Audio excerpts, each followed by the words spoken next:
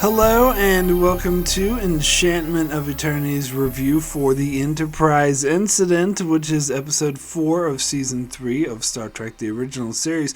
This video is a part of a series of videos where I review episodes of Star Trek the Original Series, one episode at a time. In this video I will cover the Enterprise Incident. So the Enterprise Incident is when Kirk orders the Enterprise into the neutral zone for no apparent reason, and they enter Romulan space, where they are then held captive by 3 Romulan ships and threaten to take the Enterprise back to Romulus, but Kirk threatens to destroy the Enterprise had they board.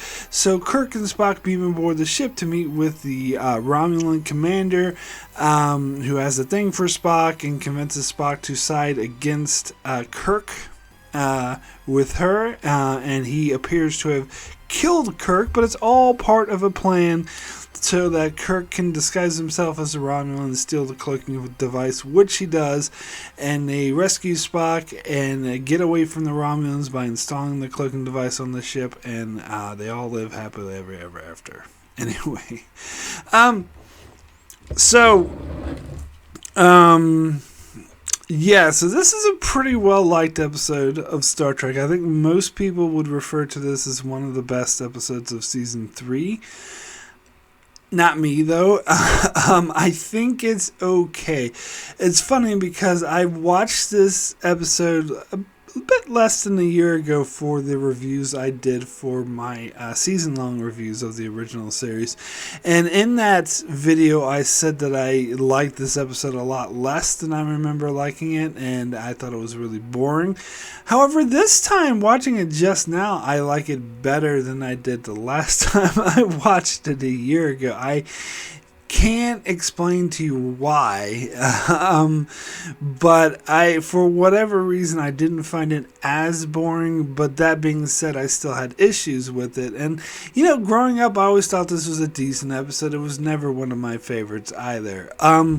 So it's interesting because this episode was written by Dorothy Fontana, pen name DC Fontana, who of course is a very prolific, very well-known writer in Star Trek. Many consider her the best writer in the original series. She would go on to be the showrunner for the animated series, essentially. But this was the last episode she worked on for the original series. She left the original series in season 3, and so that's another reason why a lot of people point to season 3 as not being a good season, because a lot of the good writers like Gene Kuhn and DC Fontana left.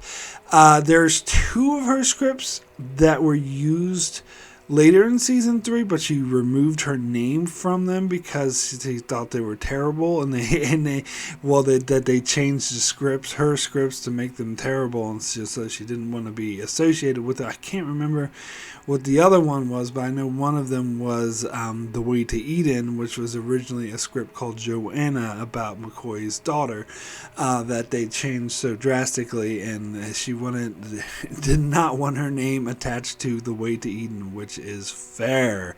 But the funny thing is, she wasn't that happy with some of the changes they made to this episode either, and so I want to read a quote from her. So she said, "Overall, it was not a bad episode, but I did have a lot of complaints about it and things that weren't approached or handled right. Let's face it, the romantic scenes between the Romulan commander and Spock were totally out of context. Any Romulan worth her salt would have instantly suspected Spock because they are related races. That was wrong. Kirk's attitude were wrong. A simple thing, the cloaking device was supposed to be a very small thing, about the size of a watch, for instance, and it could have been easily hidden. Here's Kirk running around with this thing that looks like a lamp. Highly visible. This is stupidity as well as illogical thinking. Visually, it was stupid. Conceptually, it was very bad. There were a lot of little things that were changed, but my biggest objection is the scene between Spock and the woman because I really did not believe it. And I did not believe that the Romulan did not suspect Spock of something underhanded. She does know enough about Vulcan and Vulcans to know that something's afoot. And the reason why I read that quote to you is because I agree with it wholeheartedly. I'm like, when I read that quote, which is today was the first time I read that quote, and when I read that quote, I was like, wow, she like took the words right out of my mouth. It's pretty much what I had the exact thoughts of those were my main complaints about the episode. I don't buy the way Kirk behaves at the start of the episode was it was too out of character. I mean, I know he was putting on the act, but that's my point. It was so too obvious that he was putting on an act, and everyone should have been able to catch on to it immediately. It was such a fake act, but this is William Shatner, so what do you expect? I didn't buy the romantic scenes between the Romulan commander and Spock. Those were mostly what was boring, and it was boring because it was unbelievable. It was too contrived. She seemed too smitten with him in a way that was not at all earned, and it didn't seem like natural chemistry. It was like instantly, as soon as she saw him, she's like, oh, Vulcan! Oh, Vulcans are so much better than humans. I want to tell you, you're such a great Vulcan. Oh, come here, Vulcan. Oh, you're a hot Vulcan, Vulcan, Vulcan, Vulcan. And I just don't buy it. And the other thing, and a lot of people like to point out, is that this is the first female starship commander that we see in Star Trek. The first female captain. I don't like the way it's handled, but it's the original series, because they focus more on the fact that she's smitten with Spock and that she's in love with this man more than the fact that she's the captain. In fact, we see her first officer, who is a man, is the one who does most of the command decisions and most of the military decisions, and he does report to her, and they do make that clear, but most of the time she's just fawning over Spock and not actually being a fucking captain. But it's the original series, so it's actually positive, especially compared to Turnabout Intruder, which I just won't even go there. But anywho,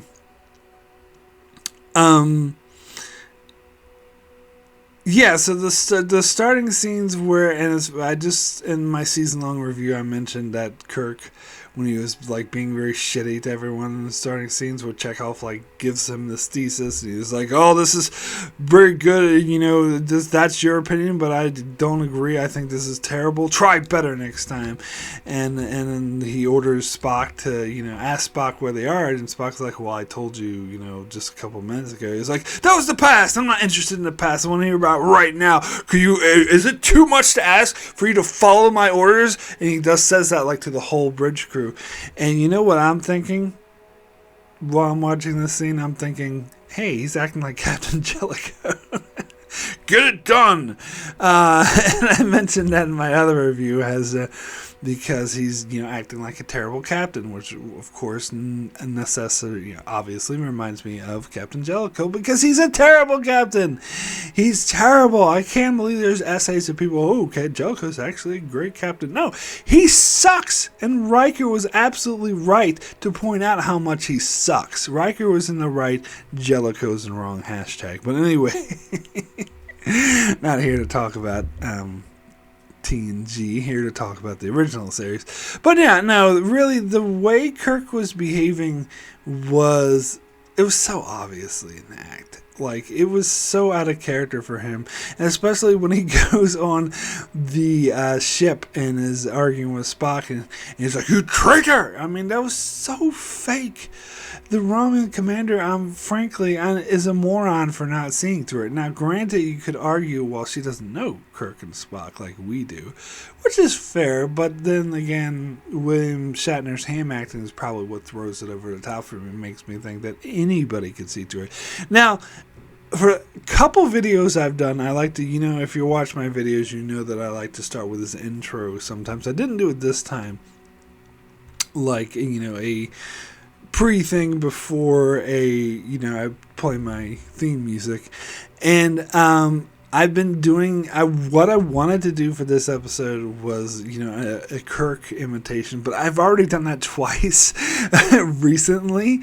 I keep making fun of William Shatner. I was like, okay, I need to stop. 2 times is enough. It's getting repetitive. But what I really want to open with is the way Kirk is like, when Spock mentions what really happened, Kirk is yelling. I was like, "I'll kill you! I'll kill you!" It was so terrible. It was so bad. God, is it just me, or is William Shatner's acting getting even worse in the 3rd season? I think it might be. I don't know, because it was always terrible. But I'll kill you! I'll kill you! Oh, god damn it. And so it's hard for me to take that seriously and to see that the Romulan commander would instantly go, oh yeah, he's just putting on an act, this is all bullshit. So it's hard for me to see through that. But I will say I do like the story of espionage. I like the game of cat and mouse they play. I mean, it could have been executed better for sure. I guess the directing more than the acting, or more than the writing, I should say. The directing more than the writing is where my issue lies, which is again why I would agree so much with DC Fontana, that I'm sure her script was better. They didn't do the best job in executing it. But I do like the story idea. I like the script. I like the Enterprise incident was apparently based off of the Pueblo incident, which I never heard of before. I don't know much about the Vietnam War, but apparently the incident had occurred shortly before this episode was written, and I had never heard of it before. But it was apparently when a ship, an American ship, was caught spying on North Korea and captured by North Korea. Now, that's where the similarities of this episode and that incident ends. That was the starting point for DC Fontana's video. Okay, so what happens if the Enterprise got captured spying by an enemy? But then she crafted this, really interesting story about they did it on purpose in order to steal the cloaking device, and they're playing the Romulans. Like, it's a really interesting concept. And there are parts of it, to be fair, that I think are executed well.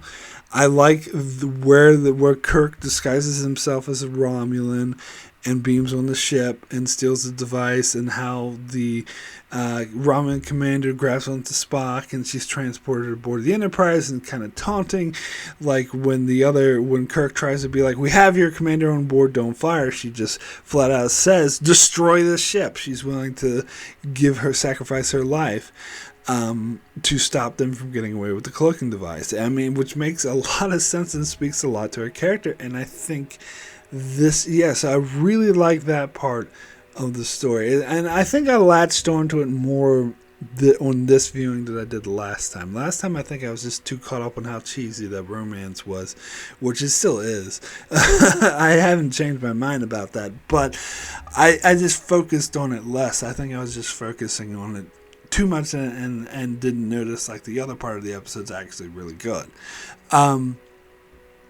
So I did like that aspect of it. And it's the final scene, or the second to last scene, I should say, where Spock's in the Turbulith with the Romulan, and they're saying that he's basically saying my feelings were real. I didn't really buy this. I think this, as I said, because the romance scenes were not done well. This is where, again, I agree 100% with DC Fontana that they did not do a good job selling those romance scenes. And apparently in the original script they were supposed to be kissing, but Leonard Nimoy and the actress who played the Romulan commander both went to the directors and fought against that. In fact, I believe Nimoy wrote like this whole memo about it to Friedberger or Roddenberry. Maybe it was to Roddenberry, but they got their way, and so instead of kissing, they were like doing the things with the fingers or whatever that we've seen Vulcans do in Journey to Babel, which is fine. Like, I think maybe I agree with that. I think if they had been kissing, but that's actually neither here nor there. Either way, however they do it, I don't buy it because I just don't think their affection was earned. I don't think the chemistry was earned between these two characters, and so therefore that ending it felt hollow to me because I never bought this romance in the first place. This is a concept that was actually done way better in one of my favorite episodes of Voyager. And again, giving another example of Voyager actually doing what the original series did but better. Imagine that. There's another example of it. But the episode Counterpoint, where Janeway meets this, alien captain who's, harassing her ship, and he pretends to defect, but he's actually playing her in order to get information, but she actually sees through him. And so they had this whole song and dance where they're playing each other, and at the end they both admit to actually still having feelings for each other, even though they were both lying to each other and both espionaging and both doing fucking with each other. Their feelings were real, and I loved that, and I bought that, and I bought their romance. And so for me, that was this concept done correctly, done way better, where I think they kind of failed at doing it here. So yeah. Anyway, so I know a lot of people like to hate on Voyager. I actually like Voyager a bit better. I think I've been on the record saying I like Voyager better than the original series. And as you may have gathered, if you've been watching my original series reviews, as for episode by episode, that I'm not the biggest fan of the original series. It is not one of my favorites of the Star Trek franchise. I'm more of a TNG DS9 guy. But, anywho, especially DS9. I'm the DS9 because I was talking to my sister about how there's a lot of people tend to latch on to a particular Star Trek series based on their generation and when they were raised. Like there was Jessie Genders always talks about herself as an Enterprise gal because that's when she was coming of age, was when Enterprise was on. And there's this other guy on the Young Turks who calls himself a Voyager guy because he's a bit older than her, and I'm a bit older than him, so I'm more of a DS9 guy.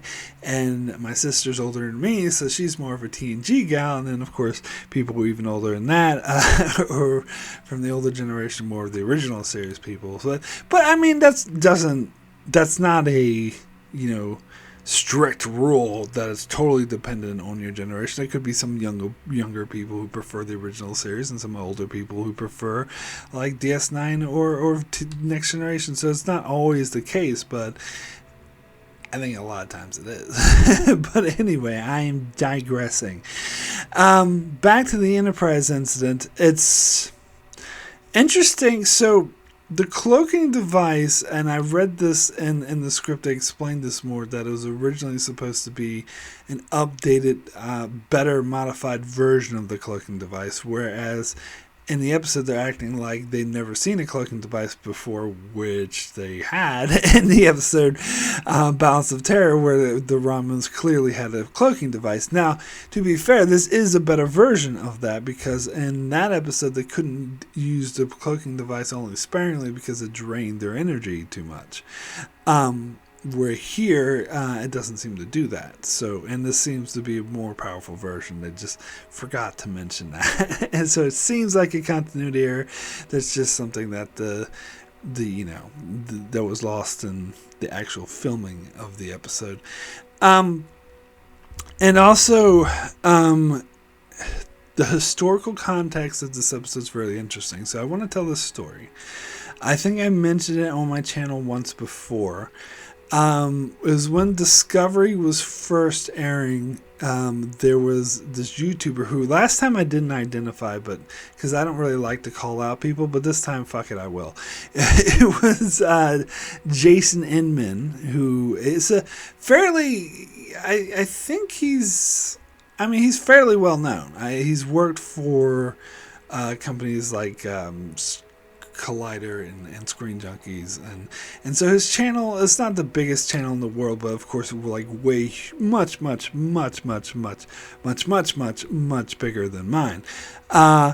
And he was criticizing Discovery for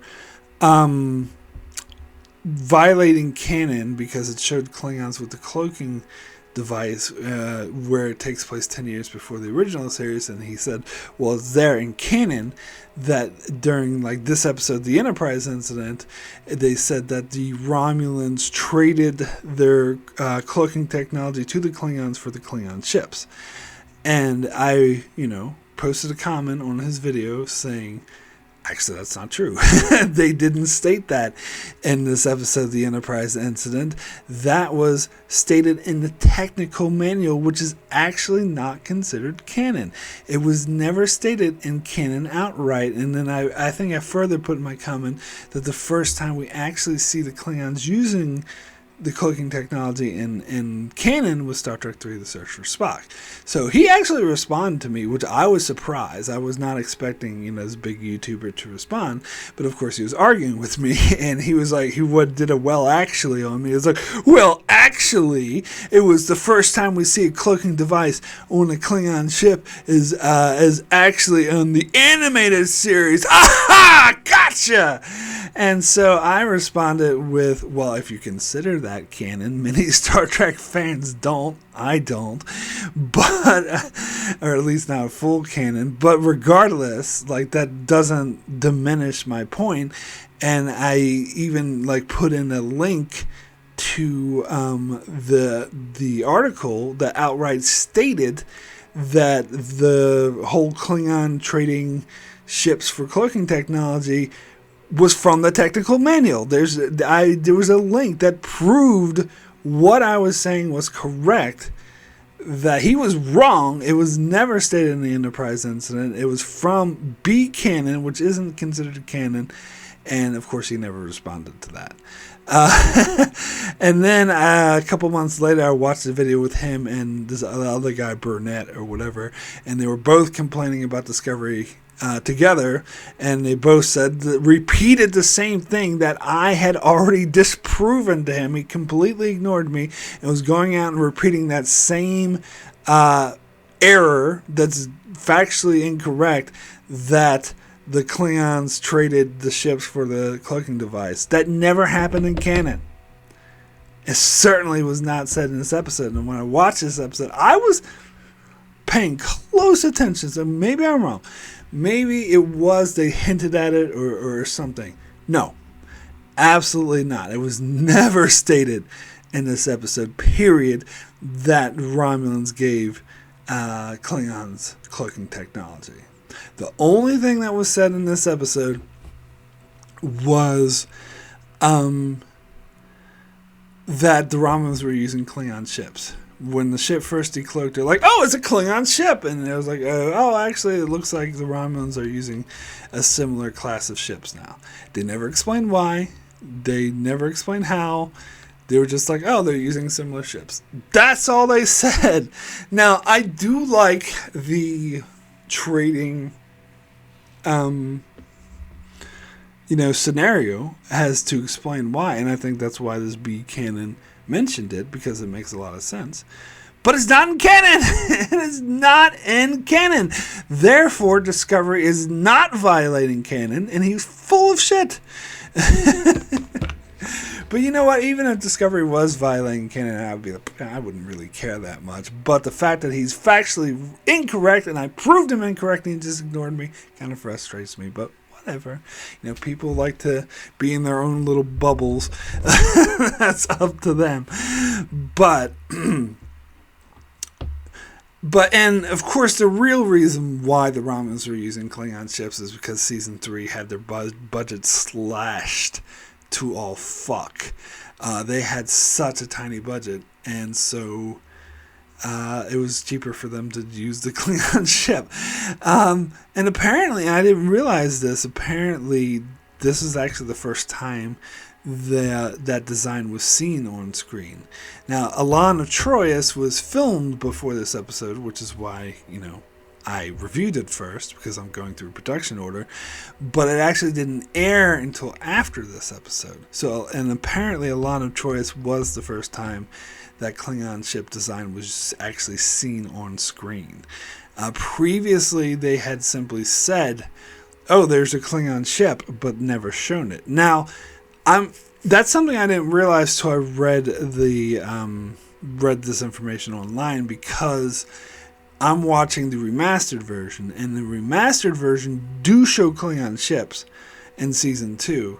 And I think they even had it in the episode Errand of Mercy, but those were added in after the fact, in the 2000s. They weren't in the original 60s version.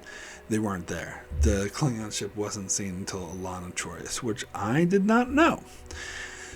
But anywho, so another thing talking about Star Trek history is the Vulcan-Romulan connection. Now, this is a discussion I recently had with my sister Alyssa and Don Willie when we talked about, recently did a live stream on the original series episode Balance of Terror, and it's one of the topics I brought up is the origins of Romulus and Vulcans. Now, I stated what I read somewhere, and I believe it was on Wikipedia, on Memory Alpha, that the theory that Vulcans and Romulans both originated from Vulcan, but there was the war with Sirach or whatever to eliminate, emotions and adopt the logical philosophy. Well, it wasn't, Sirach was more like a Gandhi figure, so he wasn't involved in the war, but he was that was a response to the war.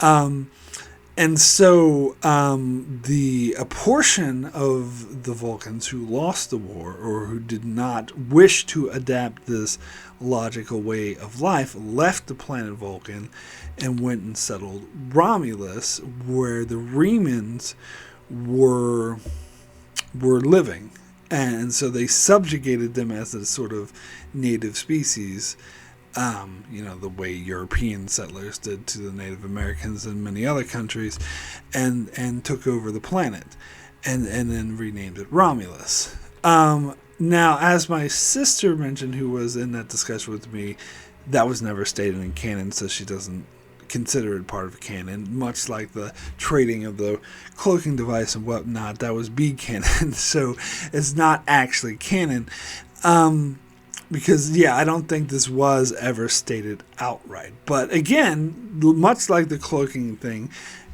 makes sense. I agree with her, and her assessment is correct that it is not canon, but I like it as my head canon. Like, it makes sense. Like, I think I buy that. Now, it's funny because I was watching another video, I think it was Jesse Gender, who's referring to the Remans as has also people who left Vulcan, and they were also the third iteration of Vulcans. But but that's never stated in canon either, so neither one of us, I can't say that she's wrong because they never say in canon that she is, but I think it makes more sense to me that they're not the third species of Vulcans, that they're actually, because they don't really, I guess they got pointed ears kind of, but I think, to me, I like the theory that they were native to the planet that the Romulans colonized and then subjugated them. I think that makes sense from more of a historical perspective. But, anywho. Well, they could be Romulans that settled that moon, and the moon sort of fucked them up or whatever, but I don't know. I like to think that they exiled them to the moon. It has a similar analogy to how a lot of the Native Americans are now delegated to these tiny reservations. But it is kind of fucked up, and Jesse Gender pointed out how in the Picard timeline, the Remans were pretty much wiped out by the supernova and nobody cares, although we don't know that for sure because, again, that was never stated outright in canon. But nobody really cares about the Remans. They're just a thing from Nemesis. Anywho, I am getting sidetracked again. So, The reason why I'm bringing it up now in this episode is because this is the first episode that mentioned the Ramen-Vulcan connection. Now, it was hinted at in Balance of Terror. They saw the dude on the Ramen Commander on the view screen. They're like, oh my god, it looks like a Vulcan, what the fuck? But they never really expanded upon that. And Spock said, if they are an offshoot of my Vulcan blood, which I think is likely.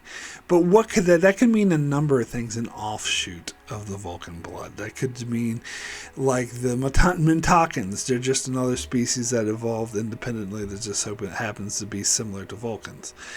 But this episode does imply it's more than that. Because the Ramen Commander specifically refers to having the same origin as our Vulcan brothers. So that directly implies that the Romulans originated from the planet Vulcan. So it doesn't do the whole spiel of the wars, it was Serac and they left, blah blah blah. Like that was like invented more in B canon. Although it might have been touched on more in that Enterprise episode, but I don't recall that. The Vulcan trilogy in season 4, they might have went more into detail to those, but most of it was developed in B canon. It wasn't stated, but it was implied. And this episode does imply it a hell of a lot more than Balance of Terror did. So yeah, so I found that interesting. So, anywho, let me go ahead and thank my Patreon supporters for supporting me on Patreon. It really helps the channel. I am really humbled, really appreciative to everyone who supports me on Patreon, no matter how big or small your contributions are. It's completely, utterly appreciated. So, we have Kerry091, Anthony D. Benedictus, Ricky Medijester, Joel Avals, Brian A., Alessandro Migalacio, Norman Buchwald, Stephen Kennedy, Brenton Berg, Allison Fordyce, and Brandon Neal Howells. Thank you all so very much for your support. So we have a few Patreon comments on this episode. First comment is from Ricky. I heard of some people calling this the best episode in Season 3, and I strongly disagree. I think there are better episodes than this, like The Tholian Web, The Cloud Miners, and All Our Yesterdays, and The Day of the Dove. First of all, I think this episode drags and is very slow for me. Also, I think Kirk played the rebel a tad bit too silly, and I didn't really care for Spock's romance. But a decent episode, for I did like the plot to steal the Romulan cloaking device, and the way the heist was pulled off was exciting. So good, but not amazing episode. My rating is a 6 out of 10. Oh! Kill you! Oh! Kill you! You didn't like Kirk's acting? God damn it. As always, me and Ricky on the same page. All those episodes Ricky named, I also think is better than this episode. So, there we go. Oh! Go! Sorry, that was just so bad. Next comment is from Brandon Neal Howells. The Enterprise Incident. DC Fontana wrote this one, and the original title was going to be Ears, as in spying. But fortunately, that was nixed. I find episodes where Kirk is much over the top to be really off-putting. Hey Kirk, shut up and get off my TV screen. I cannot watch this without thinking of the Pegasus. Didn't the Romulans already have a cloak in Balance of Terror? I like the interplay between Spock and the Romulan commander, but the episode drags too much. It should have ended with Romulan commander. You realize that very soon we will learn to penetrate the cloaking device you stole, Spock. Obviously, military secrets are the most fleeting of all. I hope that you and I exchange something more permanent. But no, this is too subtle, and they had to make a joke about Spock's ears again. And how silly does Kirk look carrying the cloaking device? 5 Vulcan death grips out of 10. Yeah, of course they had to end on that stupid dun dun dun dun dun dun. It's a stupid joke. God, I hate that. I hate that so much about the original series. But anyway, it's a good thing you mentioned the cloaking device, because I was just one thing I forgot to mention I wanted to talk about, that the cloaking device itself, like I read the quote where DC Fontana said it was supposed to be like the size of a watch, but instead they made this huge hulking thing. Well, but I read in Memory Alpha that they actually reused the props they used Nomad's head, Nomad from the Changeling episode. They used his head and attached it to one of those globes from Return to Tomorrow. Those globes, those shiny globes where the entities were supposed to live. And as soon as I watched the episode after reading that, and as soon as I saw it, I'm like, oh my God, it totally is. I can't believe I never noticed that before. It's totally Nomad's head. Like, I can't believe, and now as I'm watching it, I don't see Kirk carrying a cloaking device. I see him carrying around Nomad with that globe from Return to Tomorrow. I'm like, Kirk, you should watch out. That Nomad's going to destroy the ship. Jesus Christ. Or maybe Sargon's going to inhabit your body again. That's all I see now. But anyway, my rating for the Enterprise incident out of 10 is a 7. Very good. I'm being generous again. I think I gave it a 6 last year when I watched it. I'm getting a 7 now because, as I said, I appreciate it more. I think this is a decent episode. It's got a good idea about the spying and the espionage element to it, and them using the cloaking device to get away. It was interesting. Like, I liked it. But, yeah, I totally agree with DC Fontana. I think she had a good script. They didn't execute it properly because I had the exact same complaints that she did. That the romance didn't work. That the Kirk's overacting at the start when he was like trying to be edgy was too much, not done right. And I didn't have as big of an issue with the cloaking device prop as she did, but now that I know it was Nomad's head, that's all I fucking see. But anyway, so I don't think it's one of the best episodes of season 3, but it's a decent one. It's certainly not a bad one. So that is it for my review of the Enterprise incident. So now coming up next on my channel, let's see. So tomorrow is May the 4th. So May the 4th be with you with my review for Star Wars Episode 1, The Phantom Menace. Well, that is when I release this video. Otherwise, it's already out and you can check that on my channel. And then Saturday, back with another TOS review with And the Children Shall Lead. Yeah, and then on Monday, I'm back over on Patreon for another revisited video. This time, I'm revisiting my review for Spock's Brain, that episode that everybody loves to death. So I'm going to revisit my review for that for my Patreon supporters. And then on Wednesday, back with another TOS episode publicly for all of YouTube to see. Is there in truth no beauty?